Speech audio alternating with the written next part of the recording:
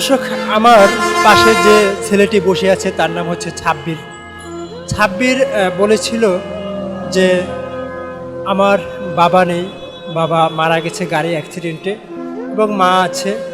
মাকে ভালো রাখার জন্য তিনি এয়ারপোর্টের আশেপাশে ভিক্ষা করে এবং দিন শেষে যে কয় টাকা পায় সে কয় টাকা নিয়ে তার মায়ের হাতে তুলে দেয় এবং তার এই ছাব্বিরের ইচ্ছা রয়েছে মাকে সুন্দর একটি ঘর তুলে দেওয়ার জন্য, মাকে সুন্দর একটি জায়গায় রাখার জন্য, মাকে ভালো রাখার জন্য, ভালো থাকার জন্য এবং ভালো খাবার খাওয়ানোর জন্য।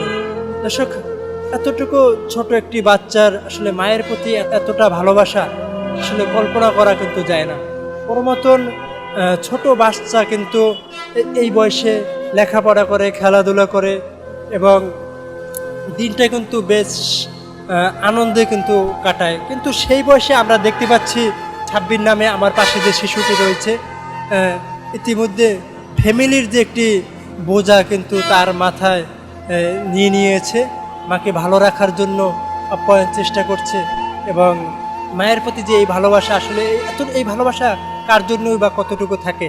তবে এই ছাব্বিরকে দিয়েই কিন্তু আসলে অনেক কিছু শেখা যায়। মায়ের প্রতি কতটুকু ভালোবাসা একটু সন্তানের থাকা উচিত সেটা কিন্তু শেখা যায় এবং বোঝা যায়।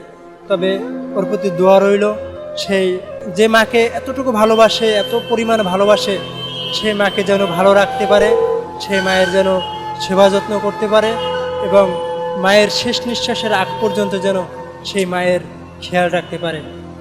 আচ্ছা ছাব্বির, তোমার কি আর কোনো ভাই বোন আছে কিনা? ছোট ভাই আছে। ছোট ভাই কি করে? মার লগে থাকে। তোমার আম্মু কি করে?